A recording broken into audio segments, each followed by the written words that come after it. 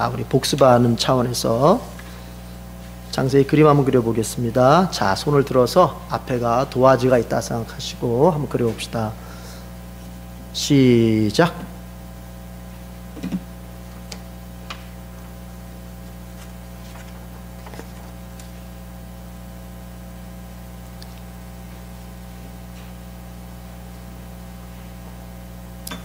자, 다 그리셨죠?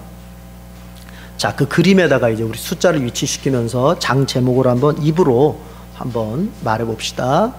자, 그림에다가 내가 그린 그림에다가 숫자를 위치시키면서 장 제목을 말해 보는 겁니다.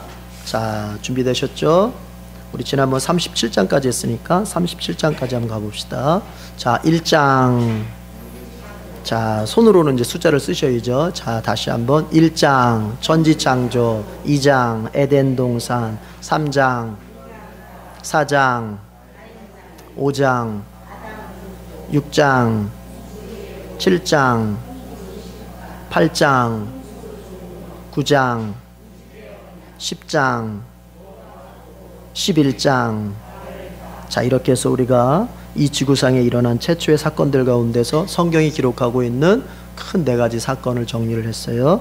자, 이제 본격적으로 하나님께서 이제 이스라엘 민족을 태동시키기 위하여 아브라함을 선택하시는 장면에서부터 우리가 시작합니다. 자, 12-1장 12-2장 13장 14장 15장 16장 17장 18장 19장 19장 20장 그렇죠. 21장 22장 그렇죠. 23장.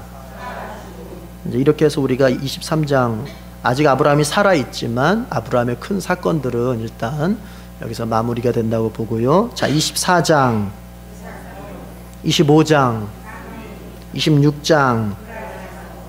자, 이렇게 해서 이삭은 사실 앞에서는 이삭 인생의 전반기, 이삭의 인생의 전반기는 아브라함과 상당히 겹치고, 그리고 이삭 인생의 후반기는 야곱하고 상당히 겹쳐요.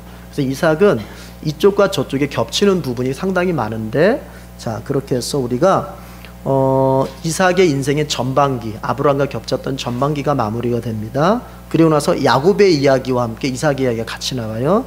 자, 이제 야곱의 이야기로 들어가죠. 27장, 28장, 29장, 30장, 31장, 그렇죠. 32장, 33장, 그리고 34장, 네, 35장, 36장, 그리고 37장은 제목은 말 안 해줬죠?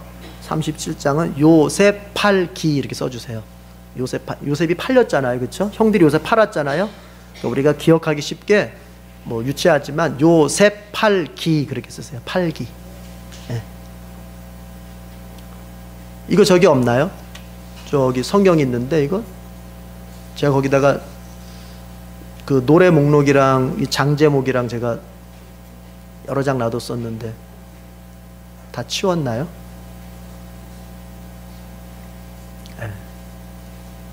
수요일 날에 이제 안내하시는 분이 없다 보니까 네, 없나 봐요. 네. 요셉 팔기 37장 요셉 팔기 그렇게 써주시면 돼요.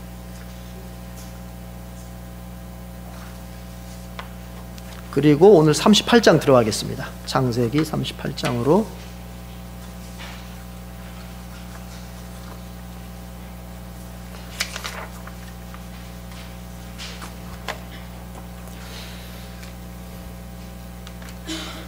이 창세기 38장으로 이제 우리가 들어갈 텐데, 이 38장은 참 그 내용이 참 우리가 나누기가 참 민망스럽고 그런 쉽지 않은 내용이죠. 시아버지와 며느리가 서로 불륜을 맺는 그런 장면이 나오거든요. 그래서 참 이게 어떻게 보면은 그 야곱 가문의 민낯을 드러내는 그런 사건 중에 하나예요.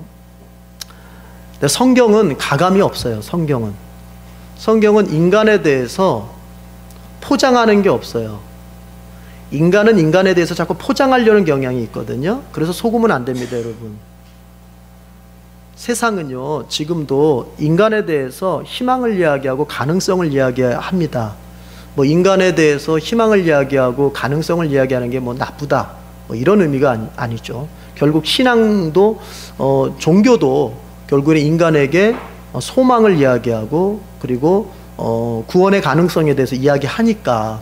그러나 전혀 달라요. 인본주의적인 희망과 종교적인, 그러니까 기독교적인 희망은 완전히 달라요. 같다고 생각하면 안 돼요. 그래서 설교 강단이라 할지라도 희망이라는 말을 쓴다고 해서 그것이 다 똑같은 희망이라고 생각하면 안 돼요. 인본주의적인 희망이라고 하는 것은 그것은 전혀 근거가 없는 거예요. 그냥 인간이 마음먹기에 따라 달렸다, 이거예요. 핵심은 인간이 마음먹기에 따라 달렸다. 그래서 인본주의에서의 인간의 희망을 논할 때는 인간 자신 안에서 희망을 발견하는 거예요. 인간 자신 안에서 내가 마음 먹고 하면 된다. 내 마음 먹기에 달렸다. 그래서 내가 긍정적으로 생각하면은 긍정적으로 된다. 그래서 긍정의 힘이 나오는 거예요. 그러나 기독교가 말하는 희망은 그게 아니에요. 기독교가 말하는 희망은 내 안에 있는 희망이 아니에요. 내 안에서의 희망이 아니에요. 기독교의 희망은 밖으로부터 희망이에요. 내 밖으로부터 오는 희망이에요. 내 안에 있는 것에 대한 희망, 내 안에 있는 것에 대한 가능성이 아니라 나 밖으로부터 오는 희망, 밖에서 오는 희망이에요. 밖에서 오는 가능성이에요. 그래서 인본주의적인 희망과는 그것은 상당히 불교와 흡사한 것입니다. 여러분, 뭐 타종교에게서 조금 미안하긴 하지만 불교의 가르침의 핵심은 뭐예요? 너를 구원할 능력이 어디 있다? 네 안에 있다는 거거든요. 너를 구원할 능력이 네 안에 있다는 거예요. 그러니까 다른 데 가서 어쩌고 저쩌고 하지 말고 네가 열심히 최선을 다해서 선을 쌓고 정말 착하게 살고 네가 그 다음 생애에서 잘 윤회를 잘하기 위해서는 네가 하여튼 노력하면 되는 거예요. 다른 거 의지할 거 없다는 거예요. 그래서 인본주의적인 희망관, 인본주의적인 모든 사상은 불교와 거의 맞아떨어져요. 그러나 기독교는 달라요. 여러분, 이렇게 시작하는 겁니다. 기독교는 인간에게는 희망이 없어요. 성경이 우리에게 먼저 선포하고 가는 것은 인간에게는 희망이 없다는 거예요. 내 안에는 희망이 없어요. 여러분, 회개한다는 게 뭔지 아세요? 내지는 회심한다는 게 뭔지 아세요? 그건 다른 게 아니에요. 정말 맞다. 내 안에는 희망도 가능성도 없다. 그걸 인정하는 거예요. 그걸 여태까지 인정하지 않았다면 죄송하지만 그 사람은 아직 회심하지 않은 거예요.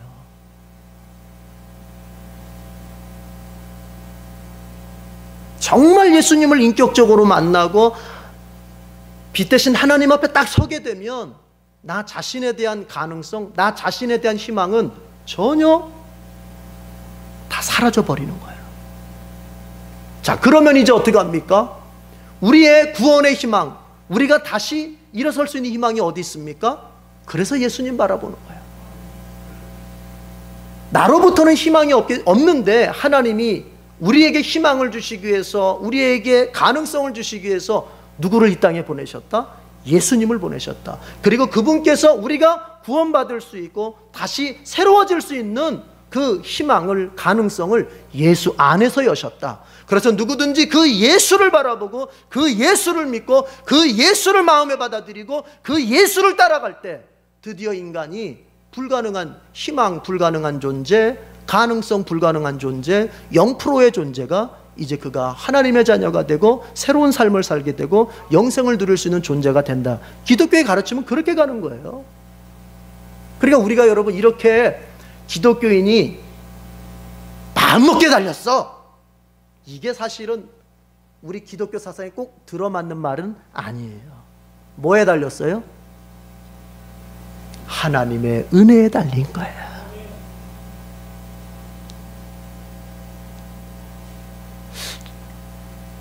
우리가 그리스도인이면서도 기독교의 사상이, 그리스도 교회 사상이 정말 내 몸에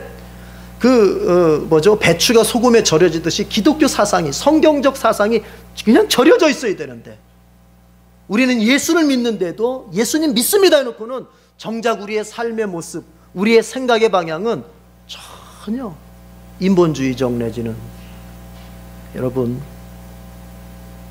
내 안에는 가능성이 없습니다.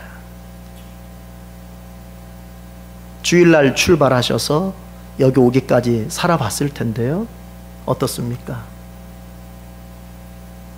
잘 되던가요? 우리는 약해요. 그래서 우리가 우리 자신에게 희망을 걸면 우리는 반드시 실망하게 돼 있어요. 그래서 우리는 어떻게 합니까? 주님을 바라보고 늘 주님과 함께 하려고 애쓰는 거예요. 주님과 함께 하려고 애쓰는 가운데 그 주님이 나를 붙들어 주실 때에 내가 일어설 수 있는 거예요. 이것은 우리가 로봇으로 살자는 얘기가 절대 아니에요. 힘쓰는 방향이 다르다는 얘기예요. 인본주의자들은 어디에 힘써요? 내가 하기 위해서, 내가 만들기 위해서 내가 그 일에 매달려요. 내가 그 일에 막 집중해요. 그러나 그리스도인이 힘쓰고 애쓰는 건 똑같은데 어디다 힘을 써요? 주님께 매달리기 위해서 힘쓰는 거예요. 주님 손에 붙들리기 위해서 거기다가 막 힘을 쓰는 거예요.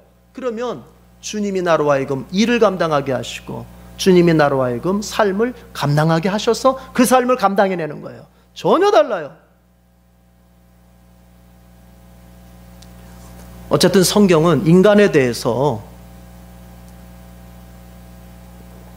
하나님은 인간을 사랑하시지만 그렇다고 해서 인간에 대해서 과대 포장을 하지 않습니다. 여러분, 오늘 성경을 볼 것 같으면 정말 인간은 구제불능이에요. 그러나 하나님의 은혜로 그 소망의 길이 열리는 겁니다.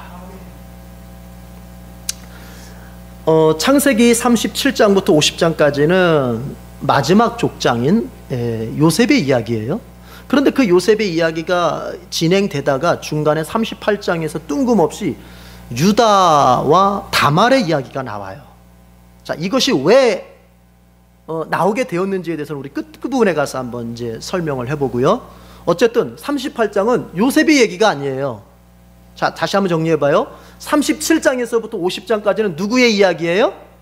요셉의 이야기예요. 그런데 갑자기 요셉의 이야기가 중단된 채 유다와 그의 며느리인 다말의 이야기가 갑자기 나와요.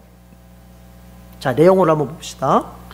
자, 먼저 표시 한번 해봅시다. 38장 6절, 38장 6절을 먼저 표시하십시다. 나침반 표시하십시다.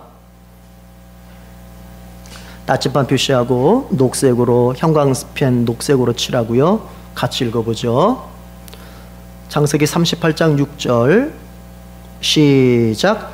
유다가 장자 엘을 위하여 아내를 데려오니 그의 이름은 다말이더라. 자, 다시 이제 처음부터 제가 전체적인 설명을 해보면요, 38장 1절을 보면은요, 그 후에 이렇게 시작합니다. 그죠? 보이죠?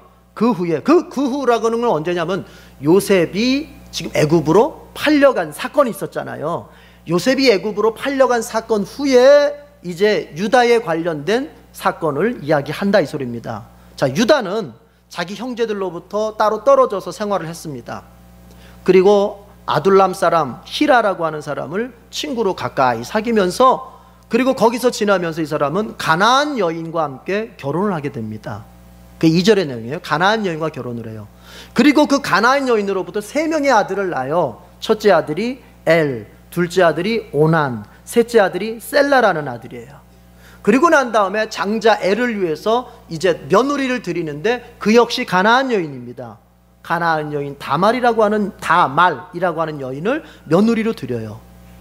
자, 그런데 7절로 볼 것 같으면은 유다의 장자 엘이 여호와 보시기에 악해서 여호와께서 그를 죽이십니다. 그런데 성경에서 이 장자 엘이 어떤 일로 악했는지에 대해서는 정확하게 우리에게 딱 풀어주진 않아요. 그냥 악했대요. 따라합시다. 하나님이 그렇다고 하면 그런 줄로 알자. 그런 거예요. 예. 이게 뭘까? 물론 유추는 알 수 있어요. 유추. 학자들이라고 하는 사람들은 이제 그런 걸 파내는 사람들이니까 10절을 가지고 유추해 볼 수는 있어요. 비슷한. 둘째도 죽는데 결국에는 둘째 오난도 죽는데 아마 비슷한 뭔가 그 가나안 민족의 문란한 성범죄로 인하여서 하나님 앞에 악해서 죽은 것 같다. 이렇게 학자들은 추론을 해요. 근데 어쨌든 정확하게 몰라요. 그런데 그 엘이 여호와 보시기에 악해서 여호와께서 그를 죽이셨어요. 자, 근데 여기서부터 문제가 돼요, 여러분. 이스라엘에는 어떤 전통이 있냐면, 이스라엘뿐만이 아니에요, 사실은. 이 중동 지방에는 유목민들에게는, 특별히 유목민들에게는 어떤 전통이 있냐면은 계대 결혼이라는 게 있어요. 계대 결혼. 다른 말로는 형사치수, 이런 말이 있어요. 형이 죽은 다음에 형수를 취하는, 동생이 형수를 취하는 그런 제도가 있어요. 오늘날 우리의 관점에서, 역사적 관점에서 보자면은, 야, 그게 쌍놈들이지, 그게 어디 그게 양반이 할 짓들이야, 이렇게 생각할지 모르지만은, 여러분, 문화라고 하는 것은 지금 세대에서 과거의 문화를 평가하면 안 돼요. 제가 항상 얘기하죠. 역사라고 하는 것은 그 시대 관점에서 들여다봐야지, 지금의 관점, 21세기 관점에서 지난날의 관점을 막 난도질하기 시작하면은 자유로울 사람 아무도 없어요, 거기에서. 그래서 우리가 친일파다, 어쩌다, 누구다, 이거 골라낼 때 조심해야 돼요. 지금의 관점에서 막, 지금의 시대적 감각에서만 그렇게 골라내면 안 돼요.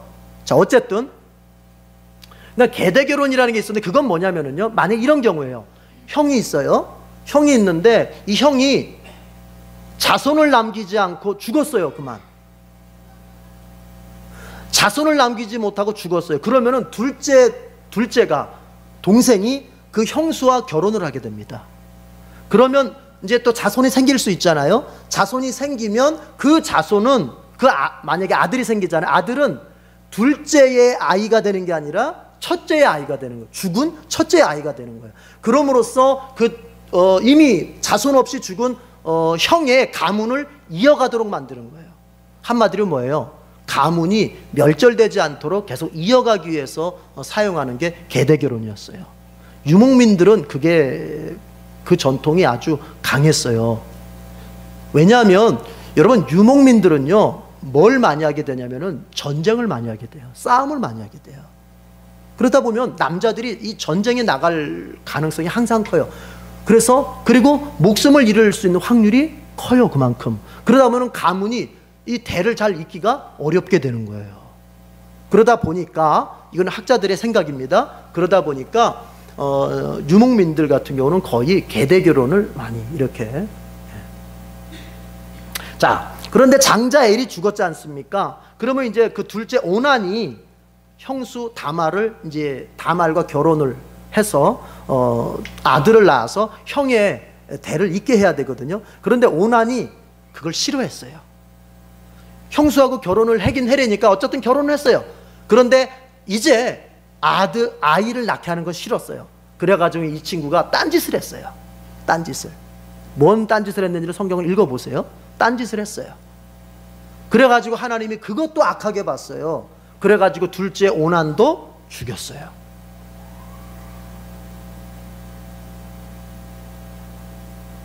자, 그쯤 되니까는 이 유다가 이제 막내 하나 남았는데, 이 막내까지 죽으면 이제 우리 대는 끝난다 생각을 하니까는 이게 조금 걱정스러웠던 거예요. 그래서 어떻게 하냐면은 다말 보고, 야, 우리 막내 아들이 아직 결혼할 때가 아직 이르다, 아직 어려, 더 클 때까지 너 친정에 가 있어.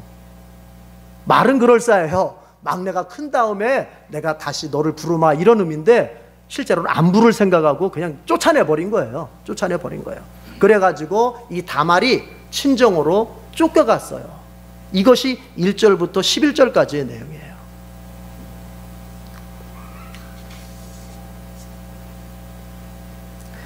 근데 가만히 이 부분을 보면요, 여러분, 재밌는 게 있어요.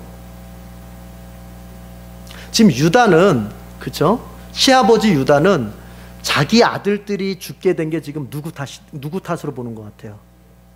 며느리로 보는 거예요. 며느리로. 그러니까 우리 옛날 그런 얘기 했잖아요. 서방 잡아먹을 어쩌고 저쩌고.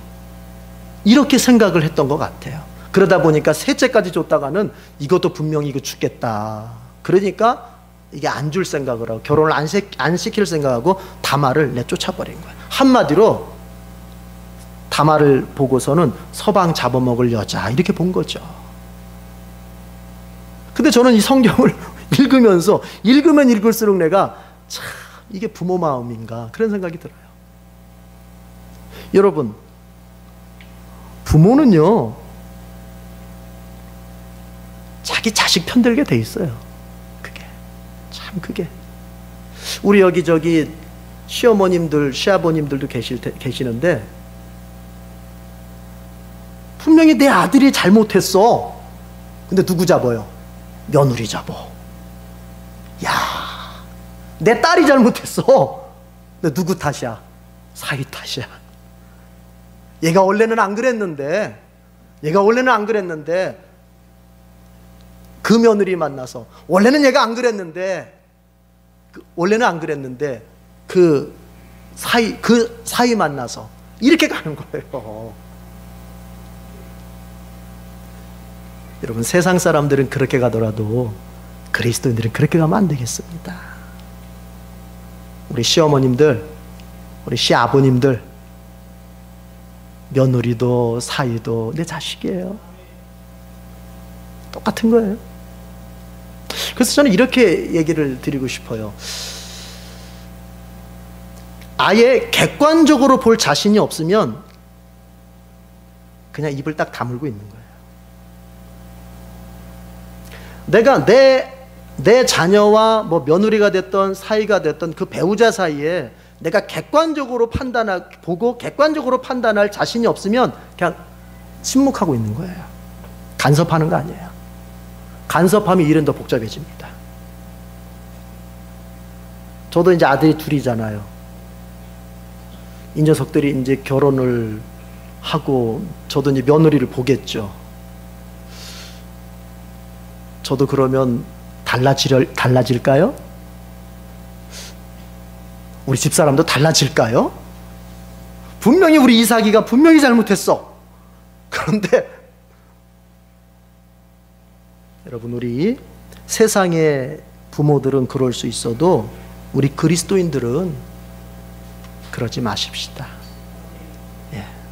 모든 상황을 객관적으로 보고 모든 상황을 항상 정말 내 감정 가는 대로 보려고 하면 안 돼요. 우리 민족이 장점이 참 많은 민족인데 좀 달라졌으면 하는 한 가지가 있다면은 그거거든요. 우리는 자꾸 이성적이고 합리적으로 생각하려고 하기보다는 감정 가는 대로 생각하려고 하는 경향이 조금 커요. 우리는 그거를 잘 조절할 줄 알아야 돼요. 그거를. 그래서 우리 그리스도인 부모들은 항상 이런 면에 있어서 유다처럼 그러면 안 돼요. 여러분, 성경이 분명히 뭐라고 말합니까?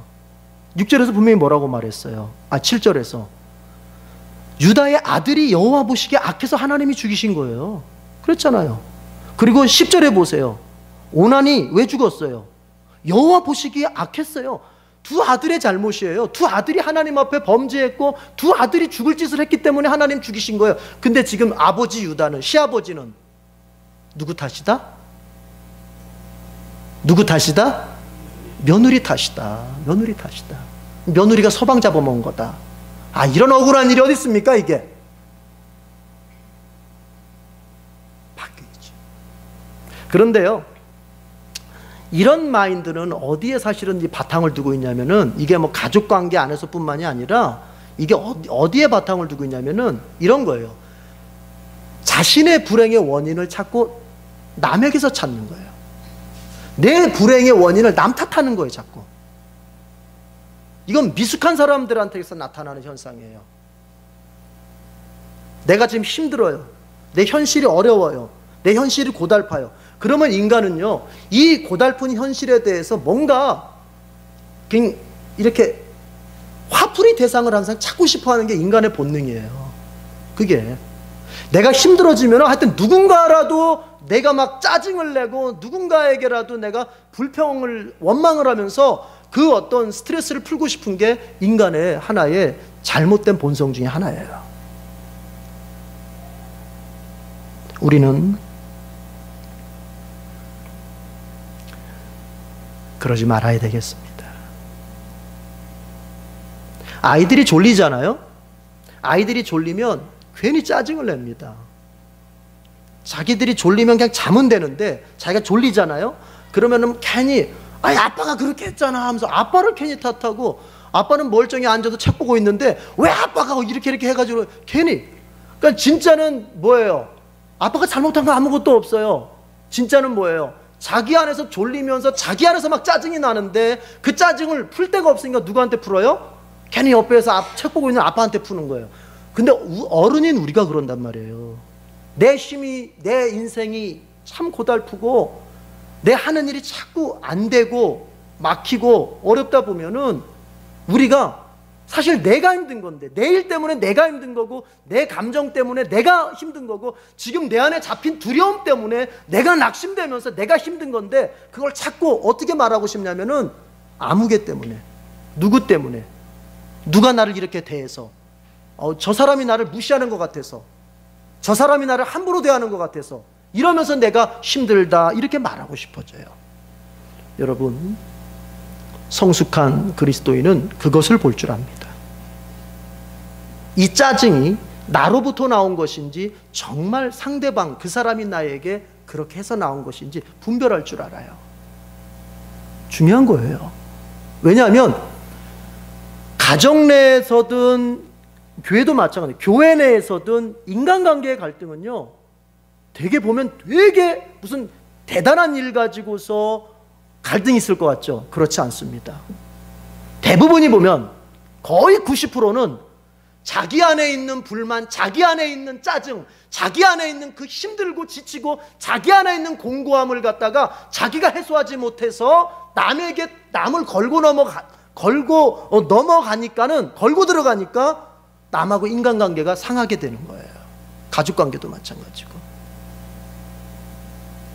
유다도 마찬가지예요. 자기에게 찾아온 그 고난, 아들이 둘씩이나 죽었으니 여러분 그 마음이 어떻겠습니까? 이해는 갑니다. 아들이 둘씩이나 죽었으니 그 아비된 심정이 얼마나 힘들고 아플지, 얼마나 힘들지는 이해가 갑니다. 뭐 입장 바꿔 생각해 본다면 그러지 않겠어요? 그러나 그렇다고 해서 원인을 제공하지 않는 사람에게 탓을 하면서 원망을 하면서 물귀신 작전으로 그렇게 끌고 들어가면 안 되죠. 조심해야 돼요. 우리 에덴교회 성도들은 항상 인간관계가 건강할 수 있기를 바랍니다. 그러려면 중요한 게 뭐예요? 남한테 시선 돌리지 말고 내 안에서 원인을 찾으세요. 누구 안에서 찾아요? 아니, 인간관계를 잘하자고 할 때는 아멘 하더니 누구 안에서 원인 찾자니까 소리가 확 줄어버렸어요. 누구 안에서 원인을 찾아요? 내 안에서 찾아요. 내 안에서. 남 탓하지 마세요. 나 때문에. 자, 유다를 보면서 그런 생각을 가져봅니다.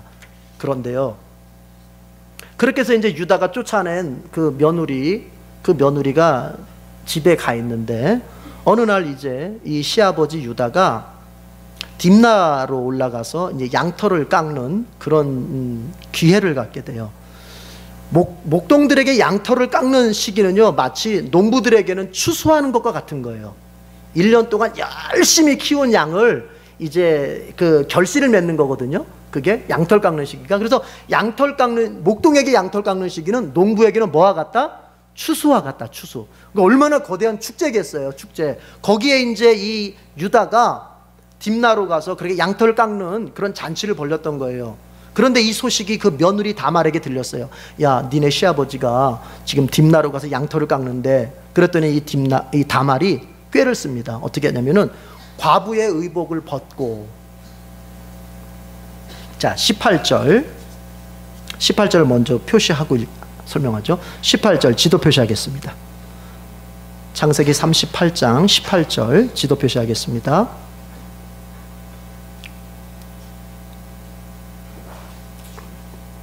자, 다 같이 읽어보겠습니다. 18절 시작. 유다가 이르되 무슨 담보물을 내게 주리야. 그가 이르되 당신의 도장과 그 끈과 당신의 손에 있는 지팡이로 하라.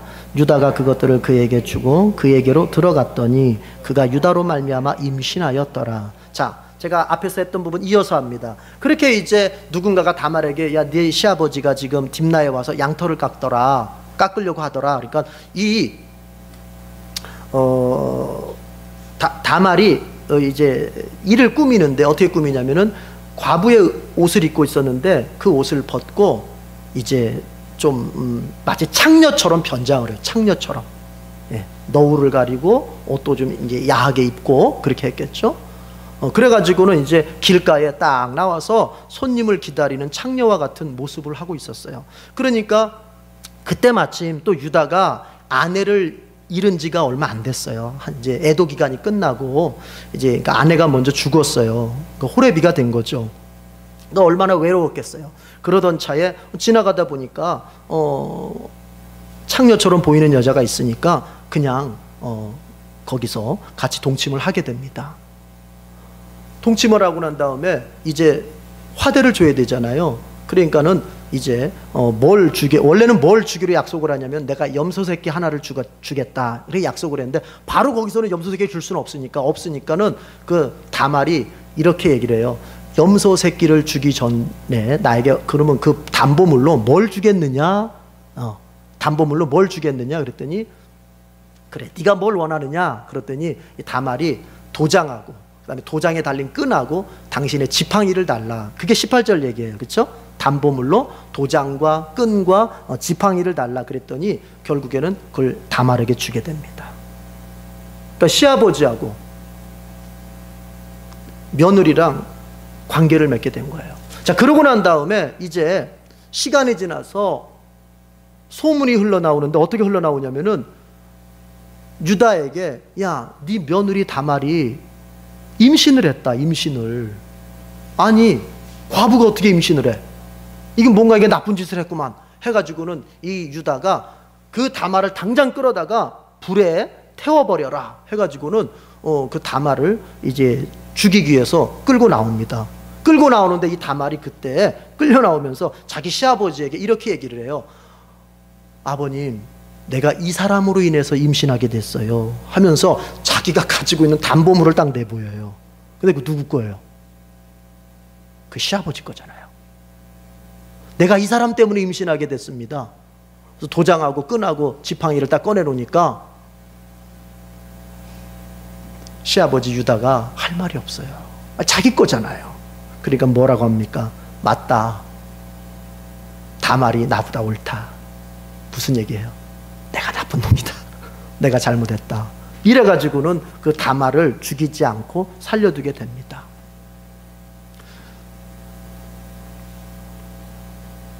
자, 그런데 그 다말이 잉태를 해가지고 애 낳는 것을 이제 보여주는데 그 장면이 27절부터 30절이거든요.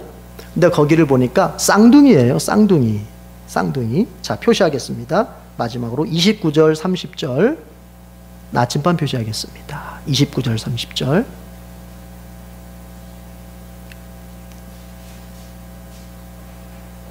창세기 38장 29절 30절 같이 읽어보겠습니다. 시작. 그의 손을 도로 들이며 그의 아우가 나오는지라 산파가 이르되 내가 어찌하여 터뜨리고 나오느냐 하였으므로 그 이름을 베레스라 불렀고 그의 형 곧 손에 홍색실이 있는 자가 뒤에 나오니 그의 이름을 세라라 불렀더라. 이 다말이 그 시아버지 유다로 인해서 임신을 했잖아요. 그런데 임신한 그 상황을 보니까 쌍둥이에요. 쌍둥이. 자, 그래서 이제 출산할 날이 왔어요. 출산하는데 아기의 손 하나가 먼저 나왔어요. 여러분, 원래 아기는 뭐가 먼저 나와야 돼요? 머리가 먼저 나와야죠. 근데 손이 먼저 나왔어요. 굉장히 위험한 상황이죠. 그런데 그 손이 어쨌든 먼저 나오니까 산파가 얘가 먼저 나온 애라고 표시를 합니다. 빨간 끈으로 묶어버려요. 빨리 홍색 실로 묶었어요. 표시를 해놓은 거죠. 왜냐하면 산파가 하는 일 중에 하나가 뭐냐면은 쌍둥이 같은 경우는 장자를 결정하는 게 산파의 권한 중에 하나예요. 그리고 이스라엘에서는 장자가 되느냐 차자가 되느냐 이게 굉장히 그 권세가 달라지잖아요. 권세가. 그래서 야곱이 자기네 형 장자권을 뺏으려고 했던 거 아닙니까? 근데 먼저 손이 나오니까 얘가 먼저 장자구나 해가지고 홍색 실을 묶었어요. 그런데 나왔던 손이 다시 들어가. 그랬더니 웬 머리 하나가 쑥 나오는 거예요. 그런데 그 둘째가 먼저 나와서 아까 손 내민 애 말고 다른 애가 먼저 나온 거예요. 그 다른 애가 먼저 나올 때 이 산파가 하는 말이 왜 터뜨리고 나오느냐 이렇게 이렇게 얘기를 했다는 거 아닙니까? 네가 어째서 터뜨리고 나오느냐. 이게 무슨 말이냐면 이게 원어로 직역을 하자면 뭐냐면 왜 앞에 있는 아이를 밀치고 그러니까 아이를 밀어낸 거예요. 뒤에서 밀어낸 거예요. 앞에 손 내밀었더니 밀어냈어. 그리고 나서 자기가 먼저 나와서 이러는 사이에 엄마의 몸에 상처가 생긴 거예요. 엄마의 몸에 상처가 팍 하고 터지듯이 상처가 난 거예요. 그러니까 이 산파가 왜 터뜨리고 나오느냐 이렇게 얘기했던 것 같아요. 그래서 그 아이 원래는 둘째가 먼저 나오고 이상하게 됐죠. 걔가 장자가 된 거 졸지에. 그리고 원래 먼저 손 내밀어 놨을 때는 뒤에 따라 나온 거예요. 그래서 그 둘째 이름을 베레스, 터뜨렸다, 터뜨림 이런 이름을 붙이는 것이고 세라 뒤에 따라 원래 홍색실 붙어 있었던 그 형의 이름은 세라, 뭐 이름이 나오다, 뭐 빛난 이런 뜻인데 중요한 것은 베레스가 중요한 거예요. 왜 베레스가 중요하냐면 이 베레스가 바로 예수님의 직계 조상이에요. 예수님의 직계 조상. 여러분 알죠? 예수님은 무슨 지파예요? 유다 지파잖아요. 그러니까 제 유다의 후손이에요. 이 유다의 후손. 그 유다의 후손이면서 동시에 어느 계열이냐면 베레스 계열. 베레스 계열. 예. 예수님의 직계 조상이에요. 여러분 그러고 보면 참 예수님의 족보에는 들어가지 않았으면 하늘 만한 사람들이 참 많이 들어갔어요. 그렇죠? 좀 들어갔으면 예수님의 명예에 좀 누가 되는 사람들이 좀 꽤 들어갔어요. 그래서 마태복음 1장을 딱 펴면은요, 거기에 여자가 몇 명이 나오지 않습니까? 다말이 나오고, 라합이 나오고, 룻이 나오고, 또 누가 나와요? 바세바가 나오잖아요. 4명 정도 나오잖아요. 자, 다말 보십시다. 바로 오늘 이 여자잖아요. 시아버지하고 불륜의 관계를 맺었던 바로 그 다말. 또 라합은 누구예요? 여호수아가 여리고성을 정복할 때 거기에서 사제, 몸을 파는 사제로 활동했던 그 라합이잖아요. 이방인이면서. 또 룻은 누구예요?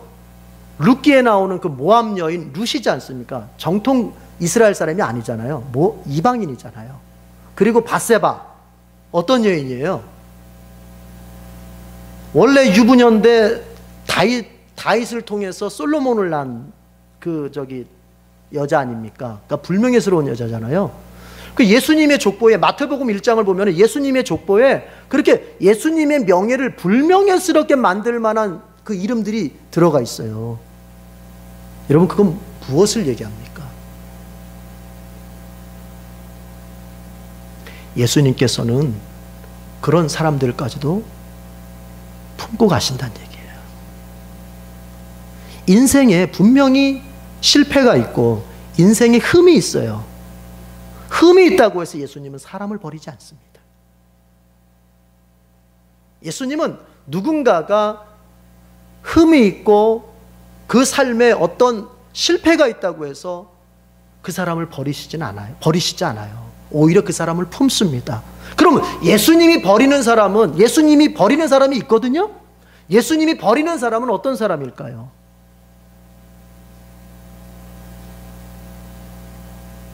회개하지 않는 사람이에요. 예수님은 누군가가 흠이 있다고 해서 버리지 않아요. 그러나 회개하지 않으면 마지막에는 예수님께서 버리십니다. 그래서 예수님께서 누군가의 인생 속에 그 연수를 계속해서 허락해주고 가고 있다면, 즉 누군가가 예수님을 안 믿고 있는데도 내지는 예수님을 엉망진창으로 신앙생활을 하는데도 계속 그 인생을 그냥 바로 때리는 그 생명을 바로 뺏어가시지 않고 계속 그 생을 연장시켜주는 것은 뭐냐면은 회개하라는 뜻이거든요. 예수님은 우리에게 흠이 있어도 우리를 버리시지 않습니다. 우리가 회개하고 주님을 믿고 주님께 의지하기만 한다면 주님은 우리를 절대로 버리시지 않습니다. 그러나 이것은 두려워할 줄 알아야 돼요. 뭐냐? 회개하지 않으면 주님은 우리를 버리십니다. 사실은 주님이 나를 버리는 게 아니죠. 회개하지 않는 사람은요, 그 사람이 주님을 버린 거예요, 사실은. 그렇잖아요? 그 사람이 주님을 버린 거예요. 그래서 마태복음 10장에 보면은 나더러 주여 주여 하는 자마다 천국에 다 올 것이 아니다. 예수님 이런 말씀하셨어요. 그런 사람들은 어떤 사람들이에요? 주님 주변에 머물렀던 사람들이고 주님에게 뭔가 말씀도 듣고 때로는 주님으로부터 자리도 얻어가지고 뭔가 일도 했던 사람들이에요. 그런데 주님께서 그런 사람들이라 할지라도 내가 너를 모른다고 할 것이다. 그 사람은 어떤 사람이냐? 주님 가까이에 있지만 정말 진심으로 주님께 회개하지 않는 사람들. 그러나 오늘 우리가 이 창세기 38장을 통해서 볼 것 같으면 예수님은 우리가 흠이 있다고 해서 버리시지 않습니다.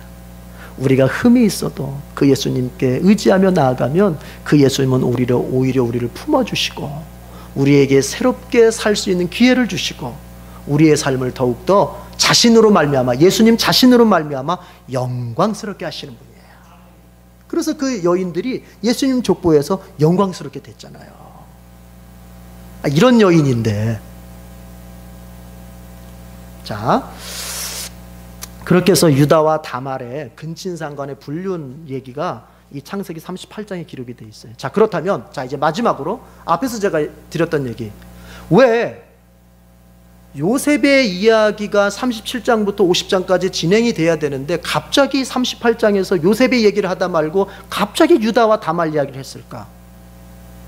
하나님은 의도를 가지시고 성경을 쓰시는 거지 그냥 의도 없이 성경을 되는 대로 쓰시는 분이 아니거든요. 왜 그랬을까요? 이런 거예요. 우리가 창세기 다음에 어떤 책이 이어집니까? 출애굽기가 이어지죠. 출애굽기라고 하는 것은 어떤 성경입니까? 이스라엘 백성들이 이제 애굽에서 탈출하는 이야기예요. 그러면은 창세기에서 출애굽기 사이에 어떤 일이 있었냐면은 이스라엘 백성들이 애굽에 내려간 사건이 있었던 거죠. 그러면 창세기는 그걸 설명을 해줘야 돼요. 왜 이스라엘 백성들이 애굽에 내려갔다가 거기서 노예가 됐는지를 설명을 해줘야 돼요. 그 부분을 이제 설명하는 거예요. 네. 하나님께서 왜 이스라엘 백성 야곱의 가문을 하나님이 약속하신 땅 가나안에 두시지 않고 애굽으로 잠시 옮기셨는가? 그 이유가 뭔가? 그 이유는 바로 오늘 유다와 다말 사건 속에서 우리는 뚜렷이 보게 됩니다. 무슨 얘기냐면 여러분 야곱 때까지는요 절대로 무너지지 않았던 게 뭐냐면은 혈통적 보존이 무너지질 않았어요. 하나님께서 절대로 아브라함에게 뭐라고 말씀하셨습니까? 가나안 족속과는 결혼하지 마라. 이 가나안 족속은 내가 멸망시킬 족속이니까 가나안 족속하고는 절대 결혼하지 마라. 그래서 아브라함도 자기 아들 이삭을 결혼시킬 때 여러분 가까운 데서 가나안 여인을 며느리를 취하지 않고 저 800km 이상 떨어진 곳에 그 고향 땅에 보내가지고 며느리감 리브가를 데리고 왔잖아요. 야곱 역시도 마찬가지였죠. 여러분 가나안 여인하고 결혼하지 않고 외삼촌의 집에 갔을 때 자기의 족속 옛 여자와 결혼을 해가지고 가정을 세웠죠. 그러니까 야곱 때까지는 뭐가 지켜졌냐면은 혈통적 보존이 지켜졌어요. 그런데 지금 유다가 하는 짓이 뭐예요? 가나안 여인과 결혼을 해가지고 거기서 자손을 낳고 해가지고는 이제 하나님께서 선민으로 선택한 야곱의 가문의 혈통이 지금 무너져가게 되는 거예요. 무너져가게 되는 거예요. 그 얘기는 뭐냐면 아무리 하나님의 선민이라 할지라도 죄악된 환경 가운데 계속 노출되어 있으면 죄에 물 들까요 안 들까요? 들까요 안 들까요? 듭니다.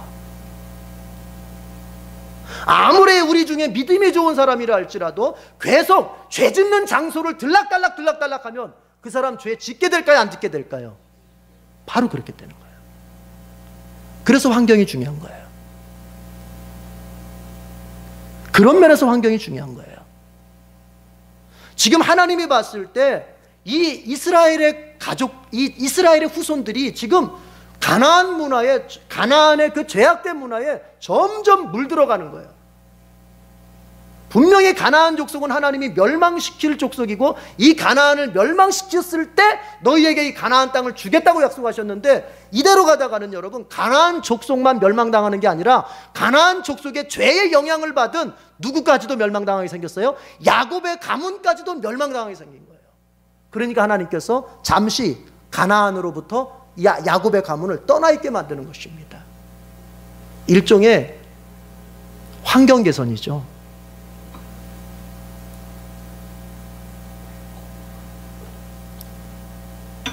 환경 개선이죠. 말로 우리가 자녀들을 양육할 때 말로 가르침을 주죠. 야, 너 저기 스마트폰 너무 하면 안 돼, 안 돼. 저도 그렇게 말 하는데 그게 쉬워요? 아니, 쉽지가 않더라고요. 애들이 그래도 해요. 그러면 계속 말로만 하면 되겠어요? 어느 땐가는 어떻게 해야 되겠어요? 환경을 바꿔줘야죠. 아직 그러지는 못했지만 어떻게 해요? 엄마 아빠 스마트폰 다 버려버리지 뭐. 집에 스마트폰이 없어야지 뭐. 그 방법밖에 더 있겠어요? 환경을 바꿔줘요. 마지막 단계가 뭐냐? 환경을 바꿔주는 거예요. 환경을. 애들 만약 공부를 안 한다. 너 공부 왜 안 해? 너 누구 닮아서 공부 안 해? 엄마는 아빠는 어렸을 때 공부 얼마나, 너 누구 닮았니? 하면서 맨날 애를 잡을 게 아니에요. 걔가 공부할 수 있도록 뭐예요? 환경을 만들어줘야죠. 마지막 단계가. 말로 가르침을 주다가 회초리도 들었다가 그것도 안 되면 어때요? 환경 자체를 바꿔. 하나님께서 지금 야곱의 가문을 그렇게 하시는 거예요. 여기 계속 뒀다가는 이게 아무래도 완전히 물들어가지고, 유다만 그러겠어요 이제? 유다가 시작을 이렇게 했으면은, 여러분 12아들 중에 유다만 이러겠어요? 다 물들어버리면은 나중에 누가 가나안 민족이고 누가 선민인지 구분이 되겠어요 안 되겠어요? 안 되는 거예요. 그러니까 하나님께서는 야곱의 가문을 이제 애굽으로 잠시 옮겨서 가나안 문화에 그 노출되지 않도록 만드시는 거예요. 여러분, 이런 면에서 환경이 중요합니다. 여러분의 자녀들이 신앙적으로 잘 자라기를 원하신다면은 여러분이 단순히 교회를 다니는 것만으로 되지 않아요. 여러분의 자녀들이 가정에서도 신앙적 환경을 접할 수 있도록 만들어줘야 돼요. 그래서 가정 예배를 드리라는 거예요. 그래서 여러분이 성경을 읽고 기도하는 모습을 자녀들에게 보여주라는 것이고, 같이 자녀를 안고 같이 성경을 읽고 기도하고 자녀들과 함께 예수님 얘기를 나누고 자녀들과 함께 신앙의 비전을 세우고 자녀들과 함께 신앙의 생을 살아가는 것을 보여주라는 거예요. 그렇지 않으면은 나는 교회 다니면서 은혜 받을 줄 몰라도 내 자녀 세대는 세상 가운데서 그 죄악된 문화 속에 더 접촉하면서, 여러분 분명히 아셔야 될 것은 뭐냐면은 그런 것들이 어렸을 때는 안 나타나요.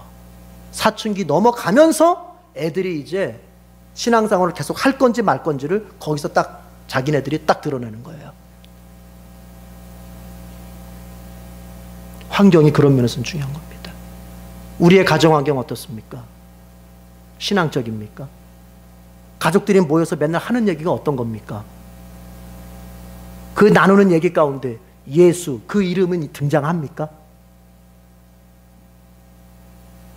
환경이 중요한 거예요. 아울러 여러분, 이 점을 한 가지 말씀드리고 마치겠습니다. 하나님께서 우리 신자들에게 가장 원하는 것이 뭘까요?